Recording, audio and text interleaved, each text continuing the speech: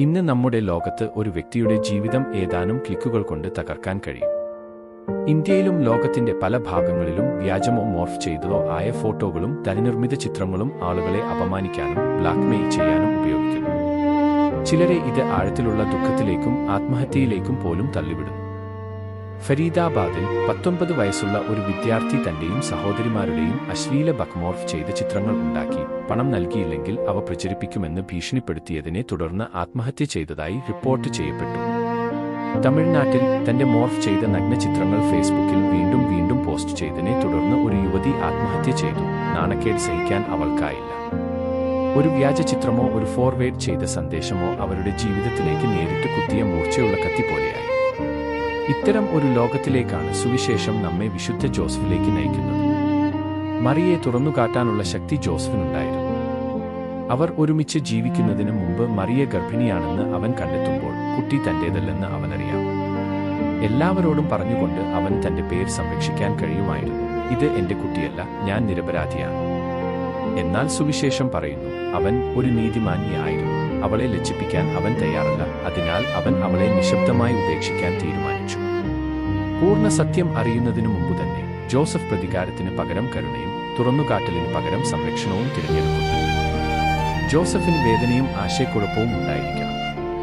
എന്നിരുന്നാലും അവൻ ഗ്രാമത്തിൽ ചുറ്റിനടന്ന് തന്റെ കഥ പറയുന്നില്ല.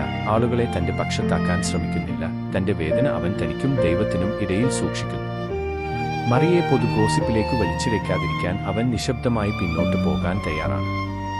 നമ്മുടെ ലോകം വാക്കുകളിലൂടെയും സ്ക്രീനുകളിലൂടെയും തുറന്നുകാട്ടുമ്പോൾ ജോസഫ് തന്റെ വായ അടച്ചുപൂട്ടുകയും മറിയയുടെ നല്ല പേര് സംരക്ഷിക്കുകയും ചെയ്യുന്നു. ഇത് നമ്മുടെ ദൈനംദിന ജീവിതത്തിന്റെ ഒരു തെളിഞ്ഞ കണ്ണാടിയാണ്. വീട്ടിൽ നമ്മുടെ ഭർത്താവിന്റെയോ ഭാര്യയുടെയോ തെറ്റുകൾ നമ്മൾ മറ്റുള്ളവരോട് പങ്കിടുന്നുണ്ടോ? നമ്മുടെ കുട്ടികളുടെ പരാജയങ്ങൾ അയൽക്കാരുടെയും ബന്ധുക്കളുടെയും മുന്നിൽ വെളിപ്പെടുത്തുന്നുണ്ടോ? ഇടവകയിലോ ജോലിസ്ഥലത്തോ സ്വയം പ്രതിരോധിക്കാൻ കഴിയാത്തവരെക്കുറിച്ചുള്ള കഥകൾ നമ്മൾ കൈമാറുന്നുണ്ടോ? സോഷ്യൽ മീഡിയയിൽ ഒരാളുടെ നല്ല പേര് നശിപ്പിക്കാൻ കഴിയുന്ന സ്ക്രീൻഷോട്ടുകളും വീഡിയോകളും കിംവദന്തികളും നമ്മൾ പങ്കിടുന്നുണ്ടോ? ഒരു മോർഫ് ചെയ്ത ചിത്രം, പകുതി സത്യമായ ഒരു സന്ദേശം, അല്ലെങ്കിൽ ക്രൂരമായ ഒരു തമാശ, ഇവയെല്ലാം ഒരു കല്ലിനേക്കാൾ കൂടുതൽ ഒരു മനുഷ്യനെ തകർക്കാൻ കഴിയും. കുരിശിന്റെ വിശുദ്ധ യോഹന്നാൻ ഇവിടെ ശക്തമായ ഒരു മുന്നറിയിപ്പ് നൽകുന്നു. തന്റെ മുൻകരുതലുകളിൽ ഒന്നിൽ അദ്ദേഹം പറയുന്നു, തങ്ങൾക്ക് ബന്ധപ്പെട്ടില്ലാത്ത കാര്യങ്ങളെക്കുറിച്ച് ചിന്തിക്കുകയും സംസാരിക്കുകയും ചെയ്യുന്നതിനാൽ പലരും സമാധാനം നഷ്ടപ്പെടുകയും ഗുരുതരമായ പാപത്തിലേക്ക് വീഴുകയും ചെയ്യുന്നു. അതിനാൽ മറ്റുള്ളവരെക്കുറിച്ചുള്ള നമ്മുടെ ചിന്തകളും വാക്കുകളും കർശനമായി കാത്തുസൂക്ഷിക്കണമെന്ന് അദ്ദേഹം നമ്മോട് ആവശ്യപ്പെടുന്നു. ജോസഫ് ഇതിന് ഒരു മനോഹരമായ ഉദാഹരണമാണ്. മറിയയുടെ സാഹചര്യത്തെക്കുറിച്ച് അവൻ എല്ലായിടത്തും സംസാരിക്കുന്നില്ല. വിധിക്കാനും അഭിപ്രായമിടാനും സമയം ചെലവഴിക്കുന്നില്ല. അവൻ എല്ലാം ദൈവത്തിൽ ഏൽപ്പിക്കുകയും തന്റെ നിശബ്ദതയാൽ അവളെ സംരക്ഷിക്കുകയും ചെയ്യുന്നു. അപ്പോഴാണ് ദൈവം ആ നിശബ്ദതയിലേക്ക് സംസാരിക്കുന്നത്. ഒരു സ്വപ്നത്തിൽ ദൂതൻ അവനോട് പറയുന്നു, ദാവീദിന്റെ മകനായ ജോസഫ്, മറിയെ നിന്റെ ഭാര്യയായി സ്വീകരിക്കാൻ ഭയപ്പെടേണ്ട. അവളിലുള്ള കുട്ടി പരിശുദ്ധാത്മാവിൽ നിന്നാണ്. ഈ കുട്ടി തന്റെ ജനത്തെ രക്ഷിക്കും. അവൻ ഇമ്മാനുവേൽ, ദൈവം നമ്മോടുകൂടെ. യേശുവിനെയും മറിയയും ഇതിനകം സംരക്ഷിച്ചുകൊണ്ടിരുന്ന ഒരു മനുഷ്യനെയാണ് ദൈവം അവരുടെ രക്ഷകനായി തിരഞ്ഞെടുക്കുന്നത്. ജോസഫ് ഉണർന്നു, അനുസരിച്ചു, മറിയെ വീട്ടിലേക്ക് കൊണ്ടുപോയി കുട്ടിക്ക് യേശു എന്ന് പേരിട്ടു. ആളുകൾ എന്തു പറയും എന്ന ഭയം അവനെ തടയുന്നില്ല. അവൻ വാക്കുകളിലൂടെ സ്വയം പ്രതിരോധിക്കുന്നില്ല. അവന്റെ പ്രവൃത്തികളിലൂടെയാണ് സംസാരിക്കുന്നത്. ഈ സുവിശേഷം നമ്മിൽ ഓരോരുത്തർക്കുമുള്ള ഒരു ചോദ്യം ഉയർത്തുന്നു. ആരെങ്കിലും എന്നെ വേദനിപ്പിക്കുമ്പോൾ ഞാൻ അവരുടെ അന്തസ്സ് സംരക്ഷിക്കുന്നുണ്ടോ, അതോ അവരുടെ ബലഹീന തുറന്നുകാട്ടുന്നുണ്ടോ? ഒരു രസകരമായ ഈ കഥ കേൾക്കുമ്പോൾ ഞാൻ അത് ഫോർവേഡ് ചെയ്യുമോ, അതോ അത് എന്നോടൊപ്പം തന്നെ അവസാനിക്കുമോ? ഒരു ഗോസിപ്പ് സന്ദേശമോ മോശം ചിത്രമോ ഫോണിലെത്തുമ്പോൾ ഞാൻ ആൾക്കൂട്ടത്തിൽ ചേരുമോ, അതോ നിശബ്ദമായി അത് ഇല്ലാതാക്കുമോ? മറ്റൊരാളുടെ നാണക്കേടിലോ അവരുടെ രക്ഷയിലോ എനിക്ക് ഏതിനോടാണ് കൂടുതൽ താൽപ്പര്യം?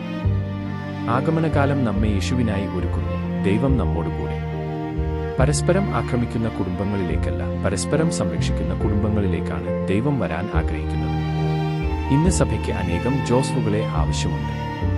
പരസ്പരം ബലഹീനതകൾ സ്നേഹത്തോടെ മൂടുന്ന ഭാര്യാഭർത്താക്കന്മാർ, കുട്ടികളെ ലജ്ജിപ്പിക്കാതെ തിരുത്തുന്ന മാതാപിതാക്കൾ, ഒരു സുഹൃത്തിനെ അപമാനിക്കുന്ന ഒന്നും പങ്കിടാൻ വിസമ്മതിക്കുന്ന യുവാക്കൾ, ഗോസിപ്പ് വളർത്താത്ത ഇടവകാംഗങ്ങൾ. എന്റെ കാരണമായി ആരുടെയും നല്ല പേര് നശിക്കരുത് എന്ന് ഓരോരുത്തരും തീരുമാനിച്ചാൽ നമ്മുടെ വീടുകളും സമൂഹങ്ങളും പതുക്കെ മാറും. അതിനാൽ ഇതാകട്ടെ നമ്മുടെ ലളിതമായ ആഗമന പ്രാർത്ഥന. കർത്താവായ യേശുവേ, വിശുദ്ധ ജോസഫിന്റെ സംരക്ഷണത്തിലാണ് നീ വളർന്നത്. അവിടുത്തെ പോലെയുള്ള ഹൃദയങ്ങൾ ഞങ്ങൾക്ക് നൽകണമേ.